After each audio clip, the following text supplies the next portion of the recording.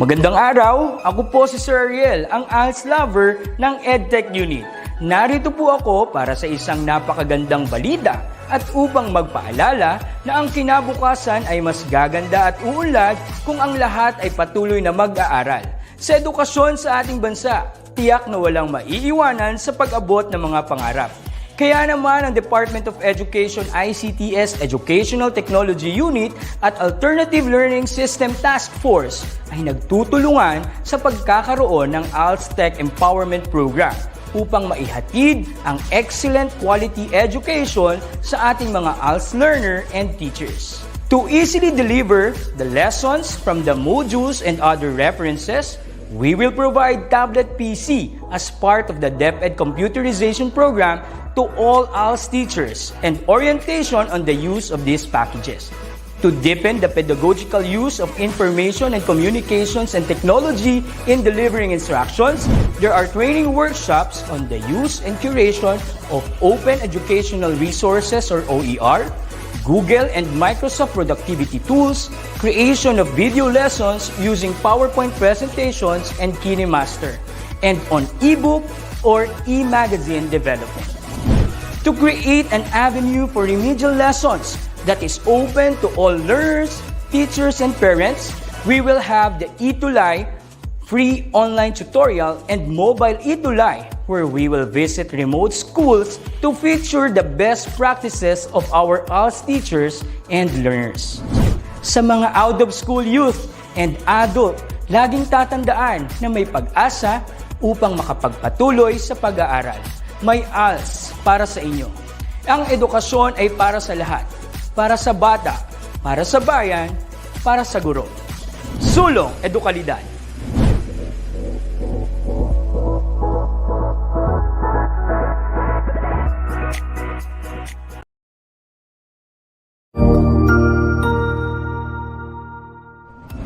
Magandang araw, Sir Wilbur po, at your service.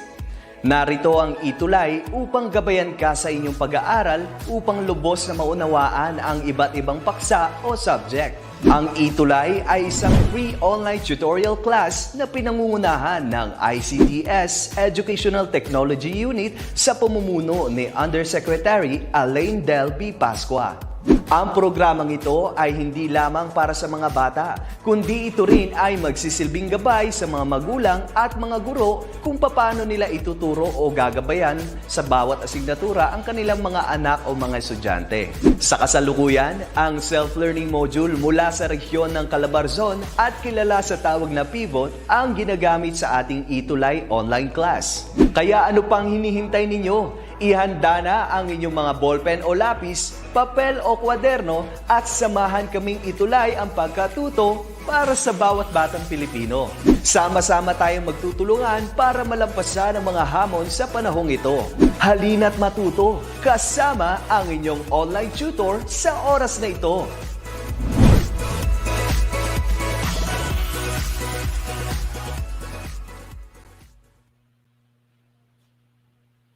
Hello, learners! I am tutor... happy Tuesday English Day! Ayan, natuloy ako. I am Tutor Jamie and I will be guiding and sharing knowledge on creative nonfiction. So get ready as we amplify the levels of our imagination and use it in writing literary pieces in our most creative way. At last, we are now in our 7th week of creative nonfiction, and we can see the black and white checkered flag waving at us at the finish line. No turning back now, and we are on full throttle. We can do this. Last week's ETUlay online tutorial, we learned how to evaluate our first draft by looking closely at the clarity of the ideas we used, the appropriateness of the literary genre and elements used, and how these two aspects were effectively combined in telling our story. The next step before publishing, though, is that we make sure that everything is smooth and clean. With that in mind, for today's session, our next focus is revising a draft. Ayan. So that's our lesson for this afternoon. Oh, by the way, ang dami nagpapa-shoutout sa akin ng mga dati kong estudyante sa Our Lord's Angel School. Hello po sa inyong lahat. And also shoutout to all the faculty and students of both junior and senior high school of Caloocan City Business High School, headed by our OIC principal, Dr. Ivy Perez. To our English department headed by our department head, Sir Rudney Potong. Also, happy birthday to my dear friend, colleague, and dating kasama sa Filipino Department, Binibining Ivy Pabito. Stay safe po tayong lahat. Ayan. So, also, Rain Gempero Trinidad. Hello po. Nanonood po kami malapit sa East. Not really sure kung ano po yung NE. But hello po. Thank you po for joining me today. Ayan. So, our objective for today, let's have this. At the end of this lesson, so we are going to revise a draft. After nating mag-evaluate ng draft last week, we are now going to revise it. No? So namalapit na tayo with the publishing phase. But before, again, publishing, we have to make sure that everything is already set, already clean, pulido na siya. There. At the end of this lesson, you are expected to revise your draft produced in the previous lesson, considering the clarity of idea, appropriateness of choice of literary element, appropriateness use of the element, and effective combination of the idea and the chosen literary element to come up with a short piece using any of the literary conventions of genre. Ayan. Okay. So, last time, pa-shout out po kami dito sa Flora National High School, Apayao Division, coming from Sir Joel Kudiamat. Hello po, sir. Good afternoon po. Ayan. So last week, actually kahapon, when I tried to look into the YouTube channel of Edtech, no, I saw a comment asking for help dun sa week 6 na learning task 6, week 6. Yun yung dun sa evaluating a draft, and unfortunately I wasn't able to finish that up because I did not have enough time last week. So I'll be doing this today, no? So I hope yung nag-comment na yun, I forgot your name, ma'am. I'm very sorry. I hope na nanonood ka right now, and I hope that I will be able to help you in answering the learning task 6 on week 6. Ito yung last week. So this would be our review for today. Okay. Ayan. So what we're going to do is that we are going to read a piece, a personal essay or a travel essay, Leaving the Comfort Zone Behind by Trisha Crispy Aquino. So after reading it, we will identify its strong and weak points. So that's for learning 6 nung last week. Okay? So this is her piece. So the title is Leaving the Comfort Zone Behind. And writing is like talking to somebody. So let me tell you a story. By the way, this is a quite long, no? It may consume time. So I chose to do or to look at the first 3 paragraphs of the essay. Okay, so for me, deciding whether to go out or not is like death and life situated. But 5 days before Christmas, I went out with a friend without thinking twice or thrice. Did I regret it? I didn't.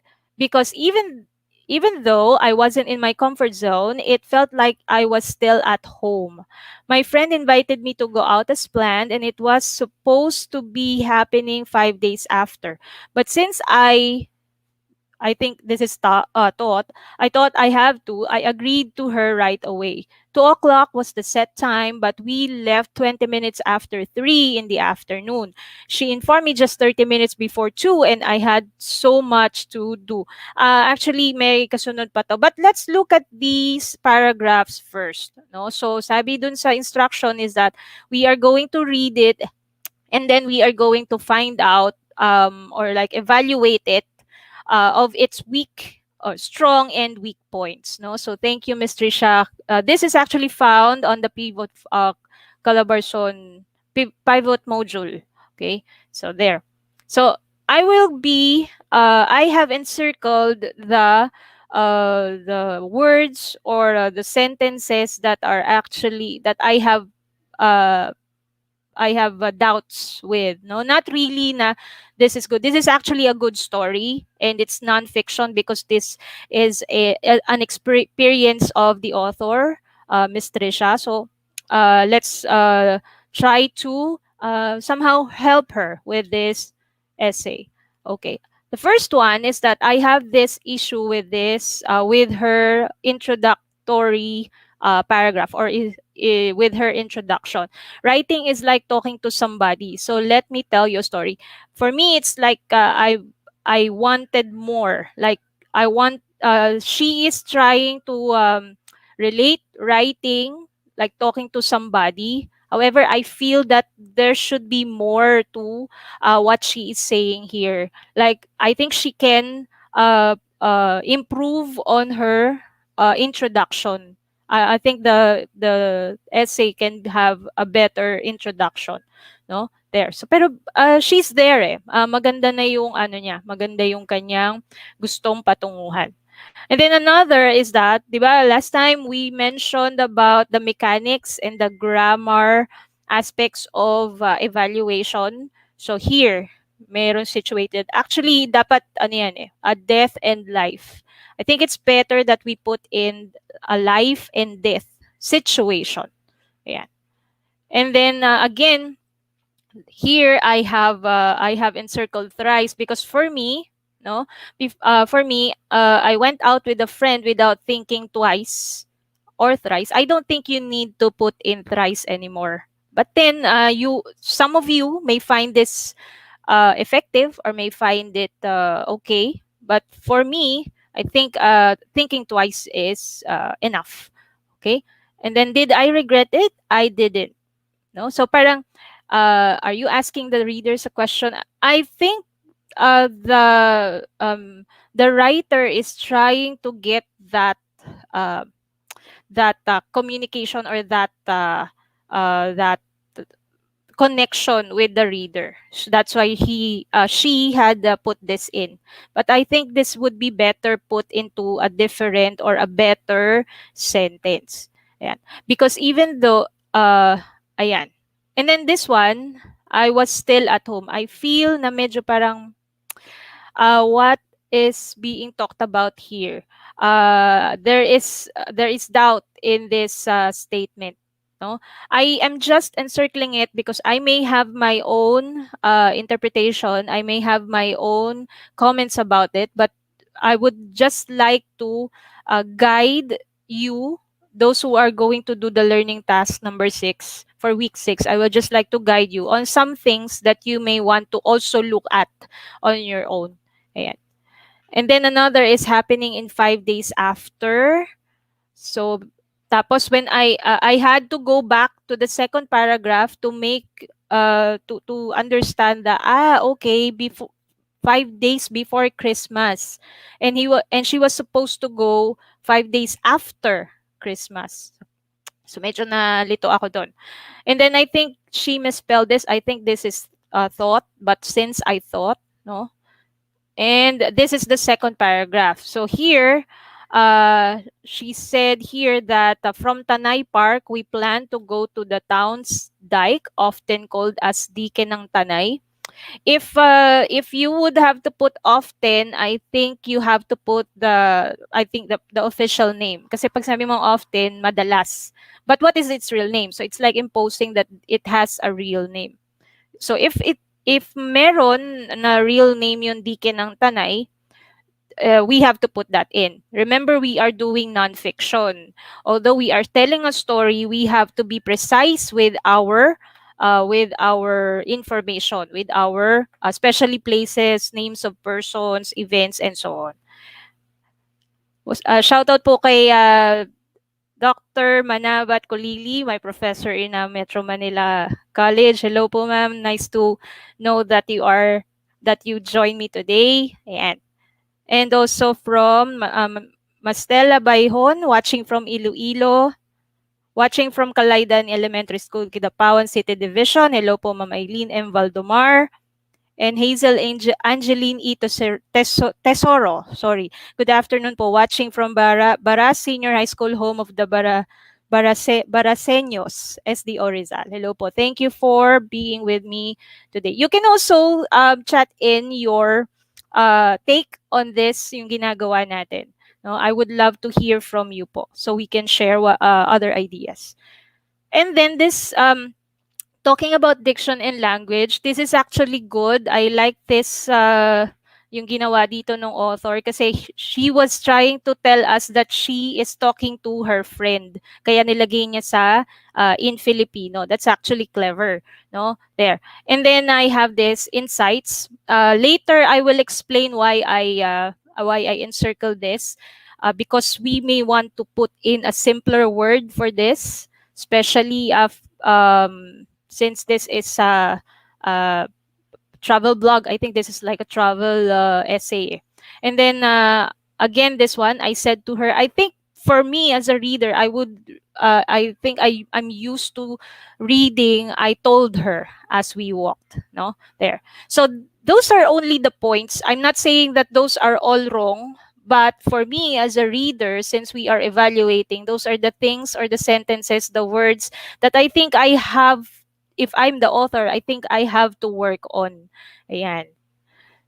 So the strong points, no, kasi the direction is to put in the strong points of the essay. So the strong points for me is that the narratives, because of course it's her experience, the author's experience, and it's very good to put in your experiences or your narratives or what had happened in some time in your life into a story, no, there, and that's nonfiction.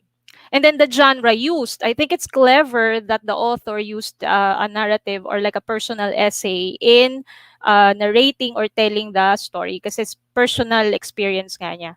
And then of course the theme, kasi she's traveling and she would want to point out that this is unusual for her. No, kasi sabi niya, it's a matter of life and death of going out or not. Like it's an introvert staying at home and then being asked to go out, no, for like vacation, particularly Christmas. And we're expecting that most of us would be inside our homes during Christmas with our family. Pero siya, namasyal siya. Ayan.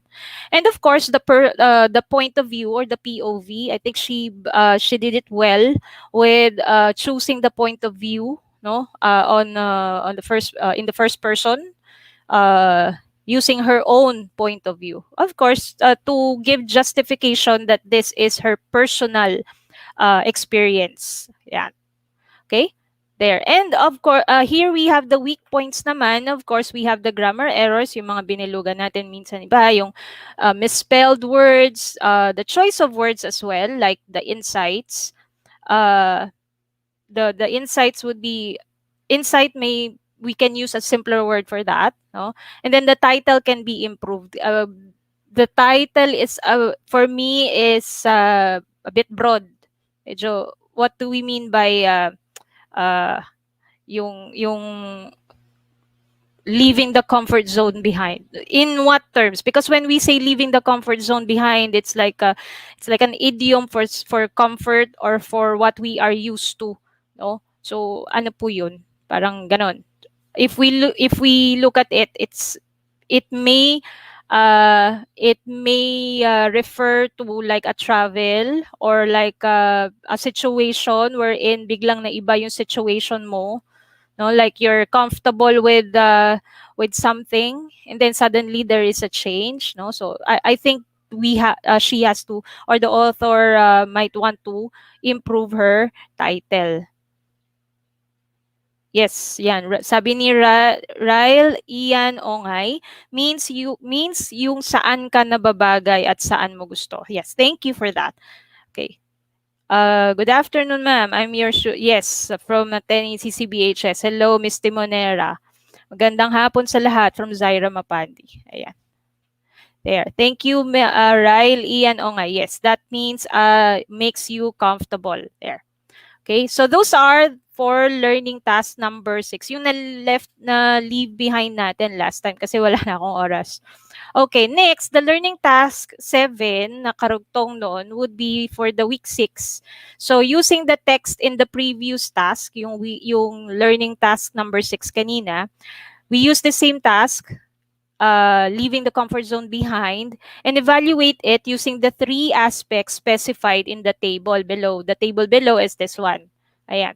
So instead of putting my own thoughts, I chose to put in the some questions that that may help you in answering this activity. So you just have to answer these questions that I put in. Kasi di ba ang daming questions niyan with the clarity of ideas last week. So I just put in some that might be applicable to the essay, to the piece that we have been reviewing, the leaving the comfort zone behind. Okay, so for the clarity of ideas, you may want to answer where the information accurate and based on facts. Yon. So of course, meron din, it's based on facts because it's a personal experience, no, of the author. But you may want to check the accuracy of like yung ano ba talaga ang tawag doon sa dike ng tanay. It may, kasi she used the word often or the term often. So I was thinking yun lang yung madalas na tawag, but there is a more official an even official name for that. And then where the ideas presented arranged in chronological order considering the type of nonfiction used. Yeah, so try checking the chronological order of what had happened, of what she is trying to narrate. And then for the appropriateness of literary elements, what was the genre used by the author? So you have to classify and identify the genre that is used by the author. And then why do you think the narrator or the author chose the language she used or report details that she did? So why do you think she have written in that manner? And why do you think she had used that language yung nag-Filipino siya? Okay? And then the effectiveness of the combination of ideas and elements, did you as the reader understand the flow of the piece because of the literary elements used? Or did the combination of the ideas and the literary elements help you to go um, along and be hooked with the flow of the story? So these are the questions that I think may help you in answering the learning task number 7 for lesson in week 6, yung last week lang. Ayan. So I hope I was able to help you. No, if not, pasensya na. But that's the best that we can gather. Ayan. Okay. Next. So we go back to revising a draft. So this is our objective for today. So nabasa natin yan. So for the learning task number 2 on week 7, we are going to arrange the steps in revising a draft based on the provided steps. Disclaimer po, some of us, especially some of the writers that we may have or are joining us today, we using a different system or different process in revising a draft. But to be in the same page as with the learners, now using the module, the pivot module, we are going to arrange the steps according to how we have discussed this last a few weeks back. Okay, so I have here the processes for for the draft, no, revising the draft. So let's try to see which comes first. So we have the first bullet, check the transitions used in a text, and then skim the paragraphs and identify the main ideas, and then determine if the paragraphs help the main ideas, and lastly, scan the mechanics of the text. Okay? So what do we think is the first, should be the first in the process? So what do you think? You can type in your comment. So should we check the transitions first, or should we skim the paragraphs, or determine what should come first? You can comment your your answers on the comment box. Ayan. So, hello po, Princess May. Hello po, ma'am. Hello din po. Ayan. So, determine muna according to Princess May. So, Ryle Ian Ongay said, skim the paragraph and identify the main idea. So, I hope some of you would agree with him because that is our first step. So, of course, we have to skim the paragraphs first. Ipadaanan muna natin ng basa before we could make up what we are trying to evaluate or we are trying to revise. Okay? Next, what do you think is the next step? After skimming the paragraphs, what's next? What do you think?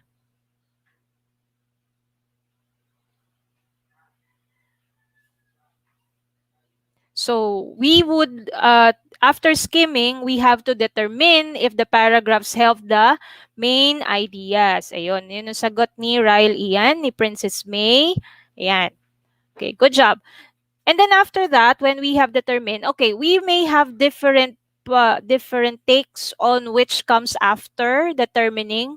Some of us may take this one as check the transitions used in the text, or others may have the scan the mechanics in the text. But then, looking at the process, the first three process has to do with with checking the content of the piece, no? And then of course scanning the mechanics would come last because that would be the part wherein the mechanics, the grammar, and all other technicalities of that piece would come in. So I hope you agree with this sequence. So 3, 1, 2, 4. Yeah. Thank you.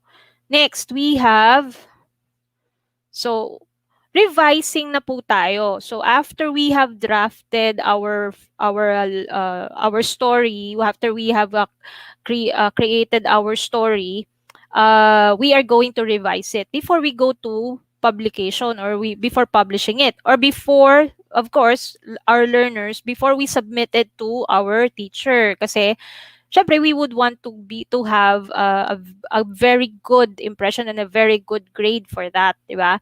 There. So the first one, revising literally means to see again. So, di ba, last time I always mentioned that we should let others look at our draft, or we can sleep on. We can set aside our draft, and then the next day or a couple of days we look at it again, no? There.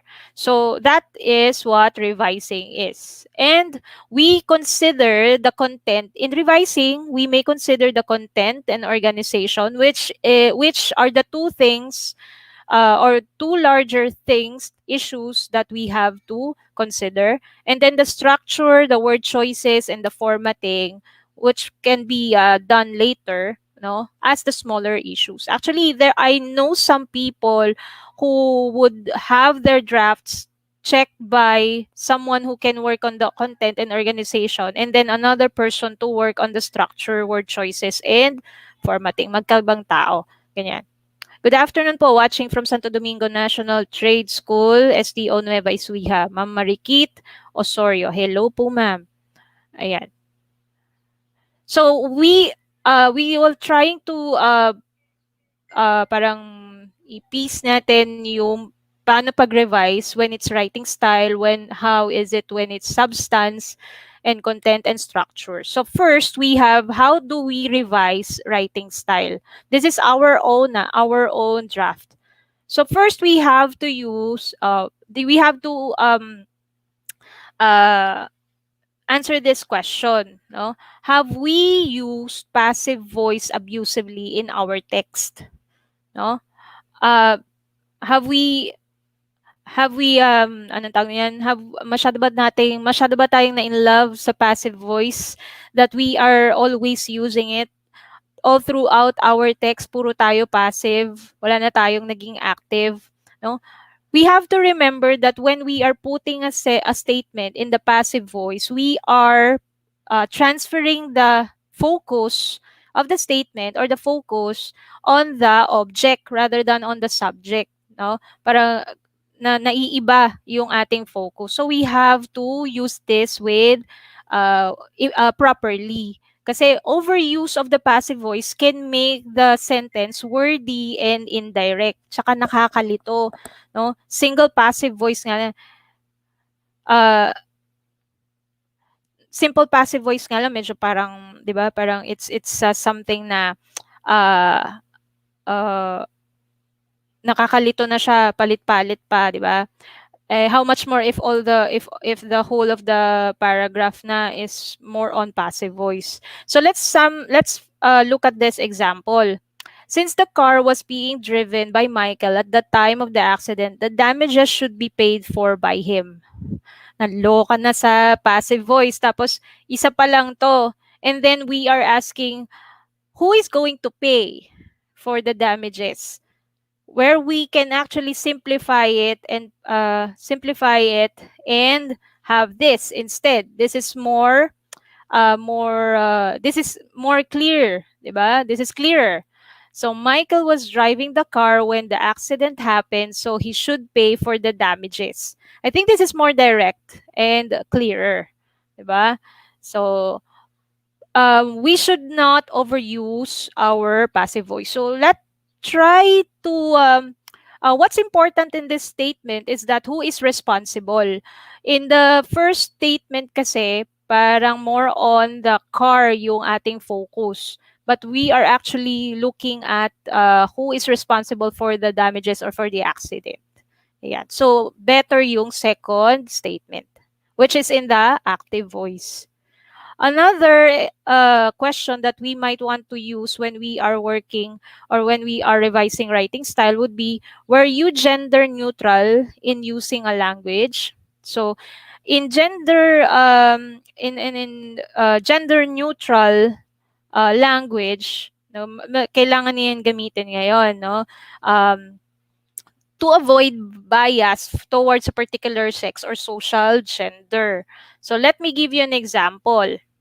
She never wanted to be chairman, but she cannot deny an opportunity served on a platter just for her. Okay. Now let's see this example, this statement. The gender neutral here that is used is chairman, but then we are actually referring to a she. So parang is the she you see there is something awkward about the use of the word, no? So I think it would be better if we use chairperson. Marami yan gender neutral na words, no? Okay, you can actually suggest, no, like instead of like a stewardess, you can use flight attendant. Instead of using a policeman or the word policeman, you can use a police officer. No, so we have to be sensitive about this because this is a big issue.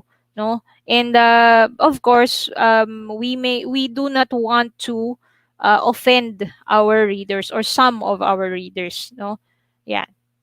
Next is so there chairperson instead of chairman. Next is the question, did you use precise and concise language and diction? So, I put here, do not abuse your thesaurus. No? What do I mean by thesaurus?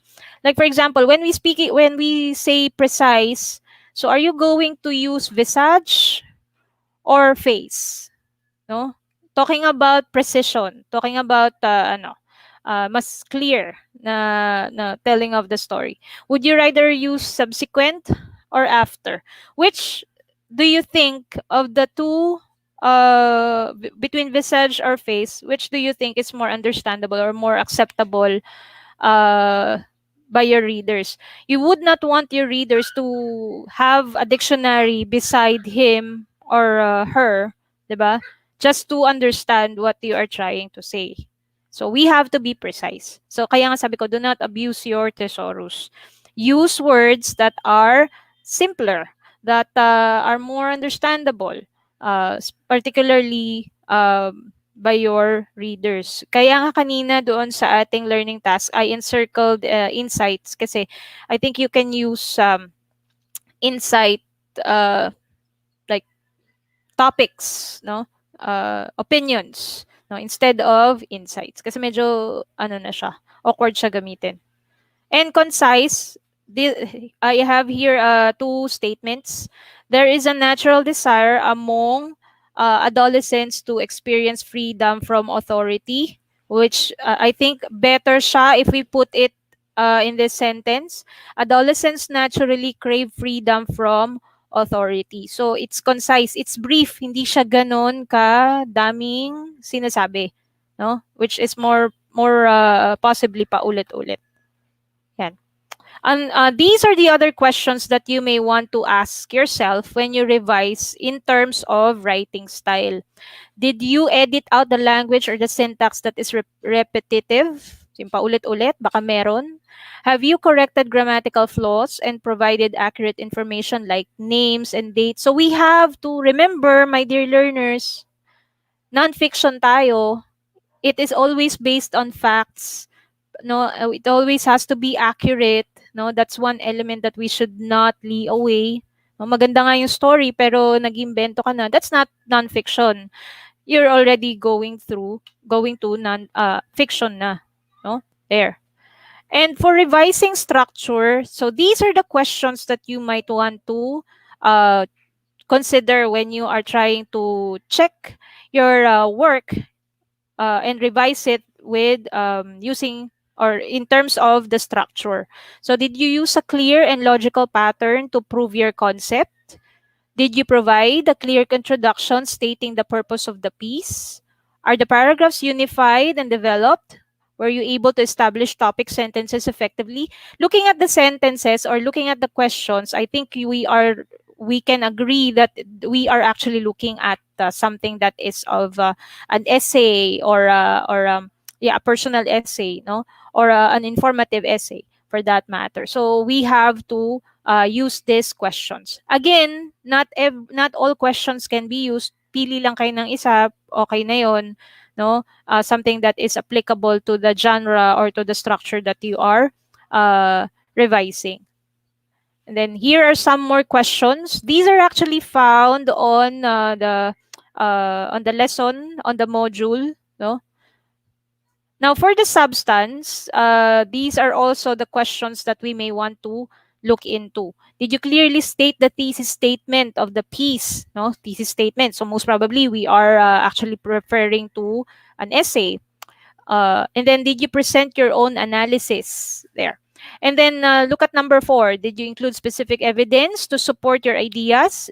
Is this evidence analyzed and explained? So it's important that your introduction is justified at the body or at the part of the essay with concrete justifications, concrete evidences, no, para mas strong yung iyong statement. Also, we have these two.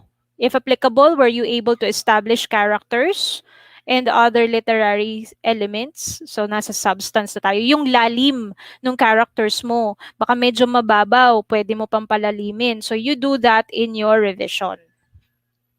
Okay. So, considering all these, we have to always think about draft, the word draft. D for delete unnecessary and repeated words. No, so if it's repeated, if you feel that it's not really necessary, it's not the story or the statement can stand with just that term, so tanggalin na lang, di ba? We don't want to have our readers their eyes to be exhausted. Ayan.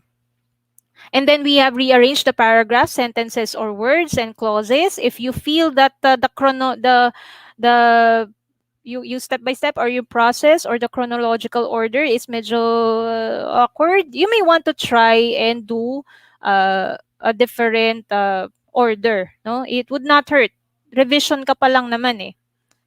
And then add connectors or information if you feel that there is more to add, no? Especially when you have researched. So why not put it in? But please do not overdo it. Okay? Do not overdo. and then form each of the elements that are still needed. So if you feel that you have to put in a deeper characterization on your character, then go ahead. If you feel that there is that you would want to put in your interpretation of a particular event or a particular happening, then go ahead. No, depende po sa element.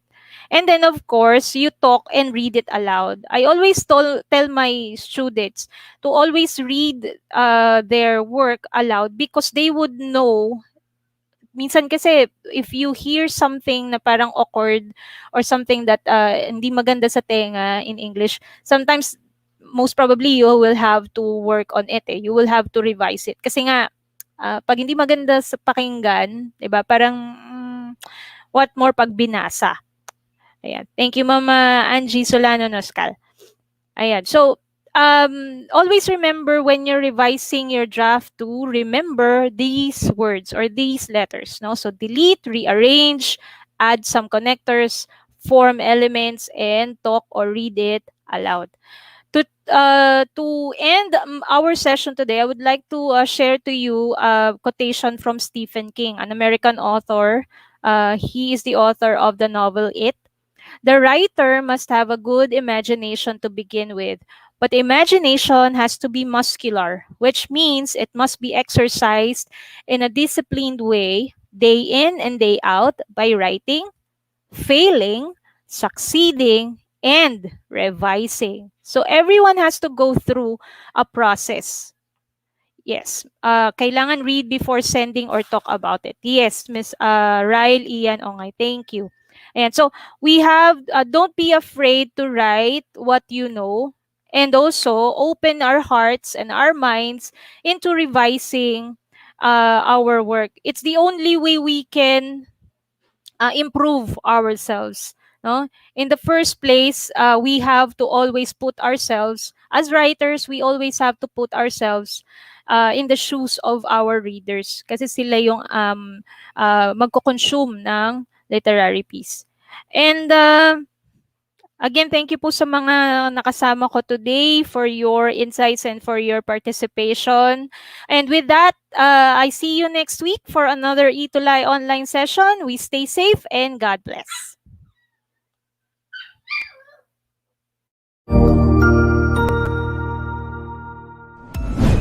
Sigurado ako na marami ka na namang natutuhan sa ating ETUlay tutorial session ngayong araw.